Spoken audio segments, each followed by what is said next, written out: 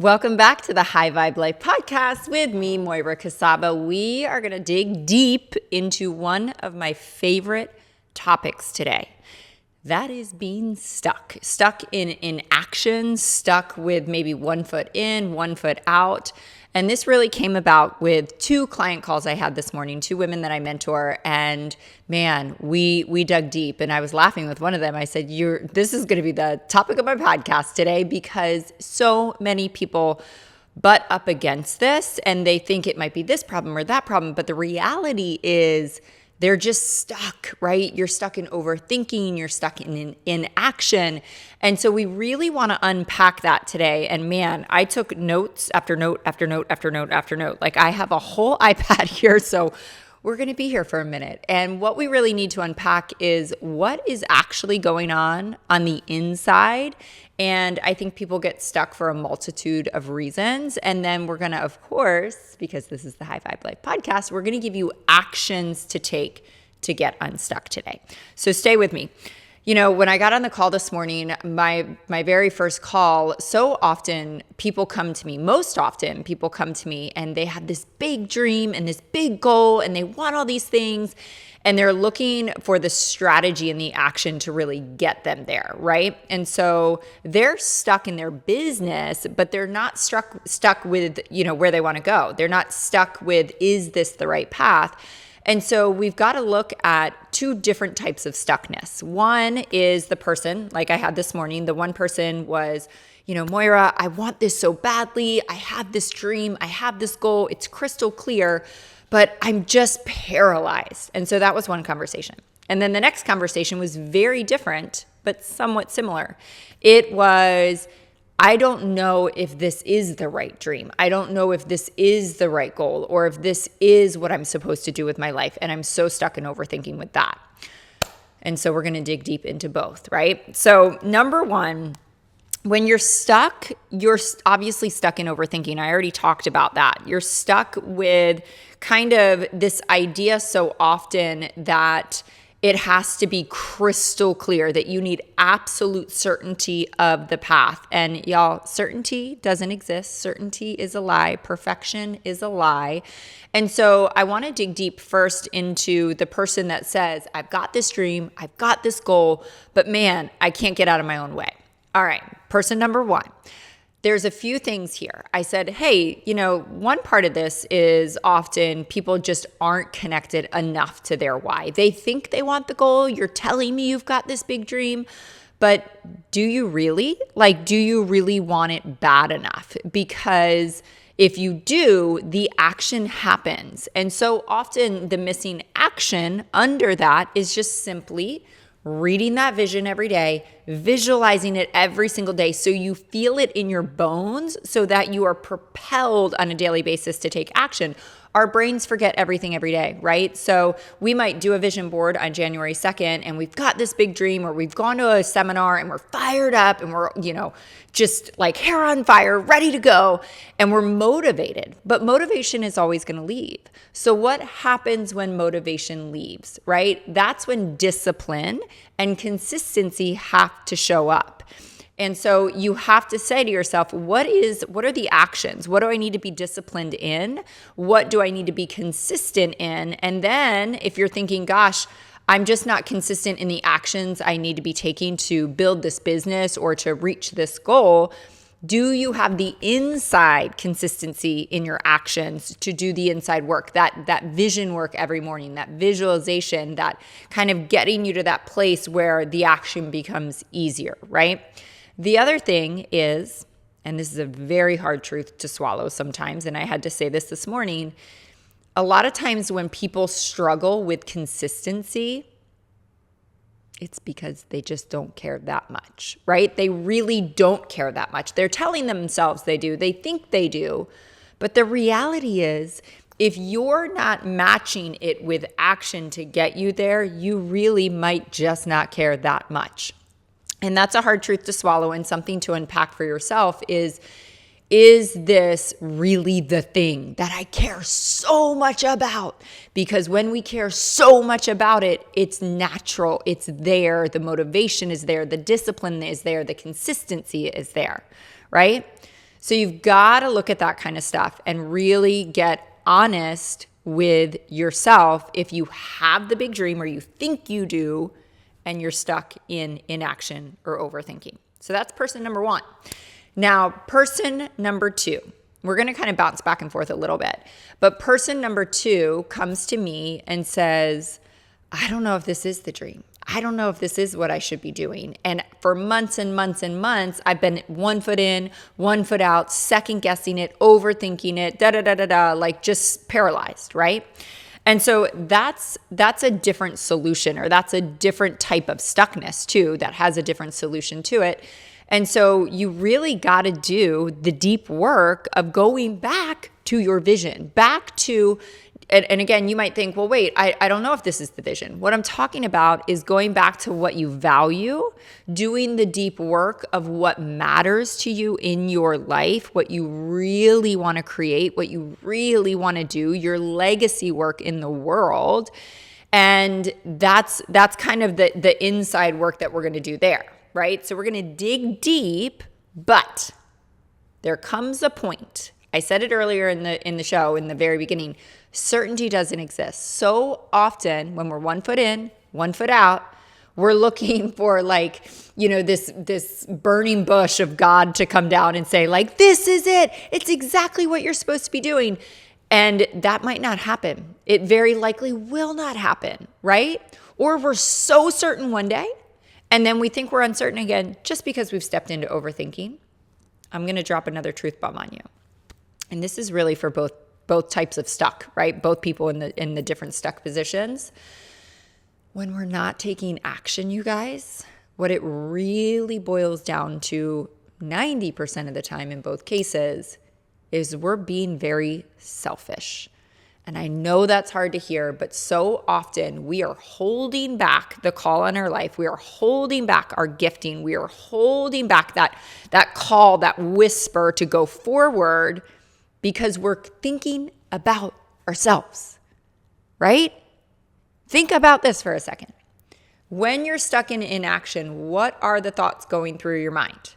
They're likely all about you, not about the impact that you can make in the world, not about how you can change people's lives, how this gift is going to go out into the world and ripple out, right? I remember the very first time, it's a crazy story, the very first time I spoke on stage, it was actually at the Superdome, and it was in front of 20,000 plus people. It was insanity. God has a very good sense of humor, I always say.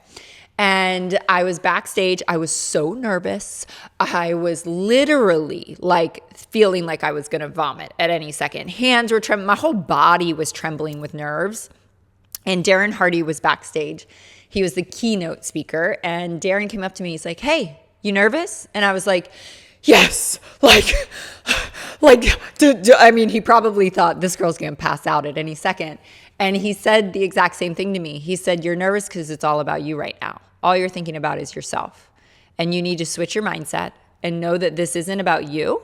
And it's not about what they think of you and what they're going to say about you and blah, blah, blah, blah, blah. He said, this is only about what you are going to say for them. This is all about how you can take this message and impact the audience. That's what you're called to. That's why you're here. Get the focus off of you and turn it to them. And I'll never forget that, you guys. I will never, ever forget that. Think about when we get stuck in perfection, right? I've got to learn all this stuff, or I've got to perfect this, or I've got to be perfect on social media, or I have to have the perfect picture with the perfect lighting, with the perfect caption. Perfect, perfect, perfect. It's all about me. It's not coming from a place of how can I just impact, right? How can I serve? How can I go out there and change people's lives? And so often it's about who we're changing, the lives that we're changing with the business. But guess what? That comes back to how is that going to impact your family, right? I wrote this down because I was like, oh, I can't forget that I was thinking this morning. So I don't even know where I'm going to, yeah, here it is. Okay. I was talking to my client this morning and I said, who are you letting down by not showing up? right? Switch the question from, oh my gosh, I'm a bad mom because, I'm taking time away from my kids to build this dream. And I'm like, yeah, but can we kind of shift that a little bit and think about how you might be letting down your family by not building the dream? Because if it's a call on your life, I'm telling you right now, God's got way more in store. Notably, the version of you that you're going to become by pursuing the dream, right? Don't get me on my soapbox when it comes to the whole mom thing, because I'm so passionate about it and I've talked about it so much. But think about this. We tell our kids to dream. We tell our kids they can do anything. We encourage them. We foster them their entire life to go out there and live this life of purpose. And then we don't live our own. That is the worst example we can set as parents. So let me go back. I didn't look at any of my notes. I've got to go back and hit some points here. So number one, I already said it. Perfection is a lie that keeps you uncomfortable. That keeps you comfortable, right? Perfection is a lie that keeps you comfortable. Waiting for the perfect moment, the perfect time, the perfect schedule, the perfect life, right? We think all of a sudden we're going to have 40 hours a week to devote to writing the book or starting the business. It's never going to happen. You have to just take action. Action, on that note, think about this. I want you to remember this. Action is an antidote to fear, right? I say it all the time. We have to take action to understand that we're going to be okay. We're not going to die. People aren't going to laugh at us, right? So you have to take action. I was actually just talking to my husband about this last night because I was talking about how, I've really raised my kids that way, kind of unknowingly. I just subconsciously know you got to put yourself in uncomfortable situations and take action all the time to flex the muscle. And if you haven't been flexing that muscle, it is going to be uncomfortable at first. It is going to be, terrifying a little bit, maybe a lot, but you got to do it. I was talking about how, I was referencing, I know there was a volleyball tryout. There was multiple volleyball things with my daughter. Here it was. So several years back, she was just having fun playing school volleyball, and we weren't going to get wrapped up in the whole club volleyball scene. She was, doing competitive hip hop. Her schedule was crazy packed. She was, 12. And I was like, you're going to go to the club tryout this weekend. And she's like, what? I don't want to play club. I'm like, yeah, I don't want you playing club either, but I want you to experience that fear. And she's like, I don't understand. I'm like, it's going to be such a great experience for you to be in that room with literally 100 other girls. They're there to pick 12. And the good thing about that situation was I was like, there's no pressure. We're not playing club. And she was like, kind of didn't understand it. But man, I remember dropping her off, and I remember the fear, and I remember her being so uncomfortable to walk in that room. And she did it, had an amazing time, but walked through the fear. And then we ended up playing club volleyball. Side note, that was not my plan. And then the next year, same kind of thing happened. And again, I don't think about these things in advance, but there was one specific club that was the most competitive. Again, never say never as a mom. We're not going to ever play, we're not that serious. We don't need to play for that club. I have no plans to do that. And then she's like, Mom, why did you sign me up for that tryout? We're not doing that. And I'm like, we're not doing that, but I want you to experience being in that room. I want you to experience the fear. And I said, remember, last year it didn't kill you. Ended up being a good thing.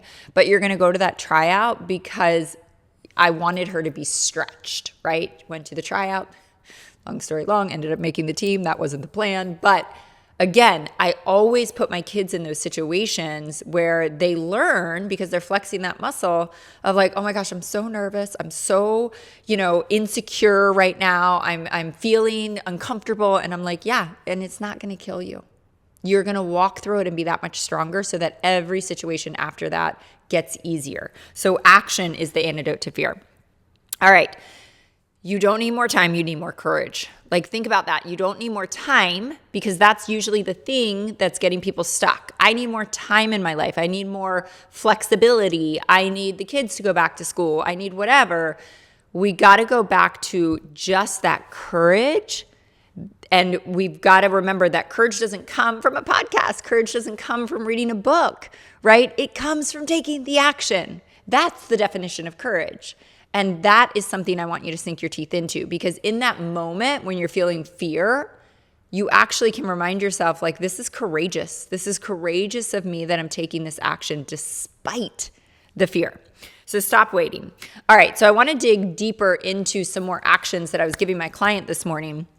So the other thing that we tend to do, right? We're paralyzed and we're stuck. And then we go, okay, I listened to Moira's podcast. I'm going to do it. And then you start to do too much and it's overwhelming and you can't sustain that. And then you quit again and you're in this cycle, right? You either are doing 100 things and you're like, I can't do this. Now my husband's mad at me. My kids are mad at me. I'm on my phone all the time, blah, blah, blah, blah, blah. Or whatever it is in your life that you're kind of walking through. And then you stop. And then you're like, no, this is important. This is my dream. And you get the motivation one day and you're like, I'm doing it. And then you do 100 things and you can't sustain that. Again, this hamster wheel that we're on, right?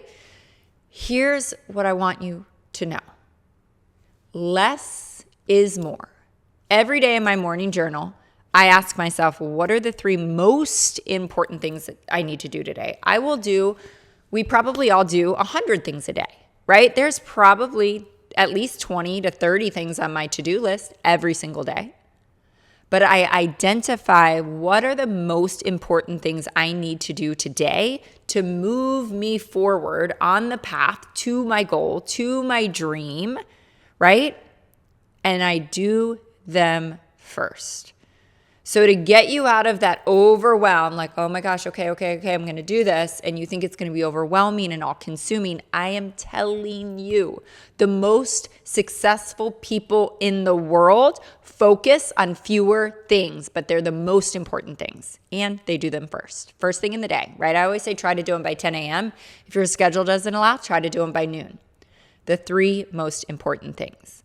All right, I'm going to give you a couple other exercises that were really fun for me to work with this client this morning, that she was the one that was actually like, I don't know if this is the thing. Like, how do I figure that out? And like I said, we can go back and we can do some of that vision work and that value work and what lights us up and what's important to us. But here's one more really important thing. Sometimes we're still not going to have it figured out. So this is kind of a game, for lack of a better word, that I've played with myself many times in all the many businesses that I've created or all the things that I've done. I've been in that overthinking. I've been in the 1 foot in, 1 foot out, trying to figure it out, and I just can't. And then I've gone, you know what? I'm going to table the decision. I'm going to table trying to figure it all out. And I'm just going to go, okay, it's August. This will probably drop in September, but let's say it's September 1st. It's September 1st. I'm just going to do until January 1st. I'm just going to come up with my actions that I'm going to take if I was all in, right? I'm not saying I'm all in, but I'm going to be all in for 4 months. I'm just saying I'm going all in for 4 months, meaning I'm going to do the 3 most important things. I'm going to lay out my schedule. I'm going to time block my life, and I'm going to do this thing for the next 4 months, head down. And then on January 1st, I'm going to lift my head up and go, is this where I want to be? Because the clarity, the certainty that you're looking for cannot be found unless you're in it, unless you're doing it, right? It's like dating and saying like, well, we're not going to date. I'm not going to date you because I'm not sure, but I'm going to try to figure out if we're supposed to get married without dating. Like, that's what we're doing with our dream. You got to be in the relationship. You got to be in the work. And you'll find out pretty quickly if you want to move forward with it, right? So I give myself little timestamps when I'm in this space where I'm like, you know what? God, get me out of my head. Stop. I'm going to back burner everything, go all in, and I'm going to mark this date on the calendar, and I'm going to lift my head up, and I'm going to reassess, right? So use that, guys. Like, use that. Literally, mark it on your calendar. Get out of the overthinking. Get into the action, and then decide later. You're just kind of kicking your decision down the road, right? But you're not staying in the overthinking. The other things that I gave her were, we had so much rich, amazing conversation about, part of her business is social media. And she's like, oh, I just have such a wall up. I don't want every single moment of my life. I'm like, I get it. I totally get it. And there's kind of this seesaw when it comes to parts that it's like, well, one side of the seesaw is absolutely honor that feeling inside you, right? If you are viscerally opposed to, waking up first thing in the morning and posting on social media and you feel like your business requires that, first of all, don't do it. Don't do it. Because if you're doing something that you are viscerally opposed to, you're never going to continue doing it. So why start? Why start? Right? Do you hear me on that? I hope you hear me on that. Like if it is like, oh, this is just awful, then don't do it or don't do it that way, right? But there's this other side that it's like, well, I also know because of my experience in business for 25 years, 30 years, probably longer than that, we have to also go, okay, this is part of my job that I know is necessary, but I need to figure out a way to do it that honors me, right? That feels good. And so even times it's like, gosh, I don't like to wake up and do this first thing in the morning, but gosh, for the next 2 weeks, I'm going to do this thing on social media on my lunch break at noon. And the first few days, guys, it's going to be like, oh my gosh, this is so hard and I don't like this and this is what I don't. And then after a week, you're like, actually, this isn't that hard. Things become so much easier after we do them for a time, right?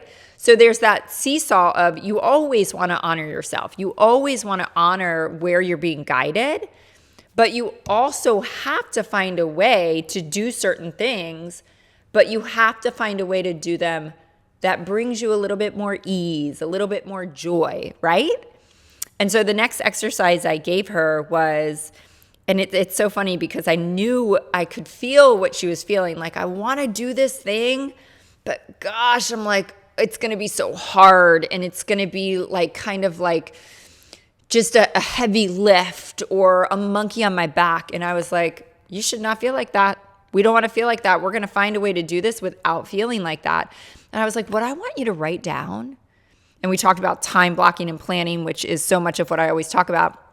I was like, I want you to, so she's a nurse and she works 3/12s and then she's off. I said, and she's a mom of many. And I said, I want you to write down your perfect workday.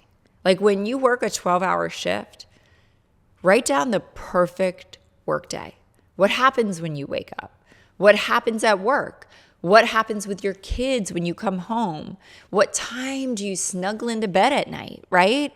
What does dinner look like? Maybe dinner needs to shift that night. Like, what is the dream day? Like, if you could script anything on that 12-hour workday, what would that look like?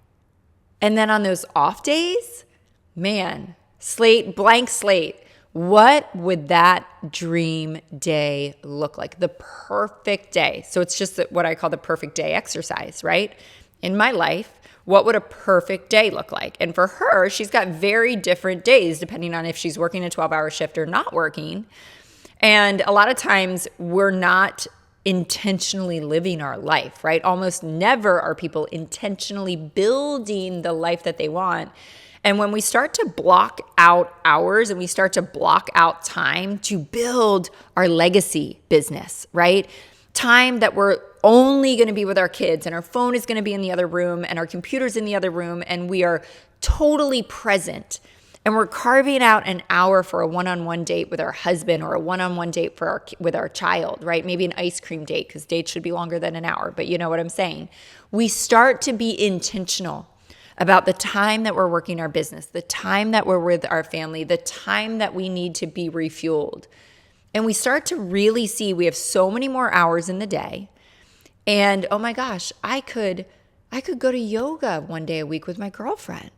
You know, I haven't done that in years. And I could do this and I could do that and still build my business that I've been like 1 foot in, 1 foot out because I think it's going to be like all consuming. It doesn't have to be all consuming when you really I always say, own your minutes, right? Maximize your minutes and you will maximize your life. So this is a really great way to start unpacking and getting unstuck. we're going to circle back one last time to just kind of touch on the point that so often when we're stuck, we're being selfish. And that word selfish, like, even grates on me a little bit. It's like, oh, ouch. But the reality is we're thinking too much about ourselves and not enough about our family, our children, the world, our clients. We're selling ourselves too short, you guys. The whisper is the way, right? So I hope this lands for you. I hope this helps. Thank you for joining. I would love to hear your thoughts on this. So shoot me a DM on Instagram, share this episode with a friend, and I will see you next week.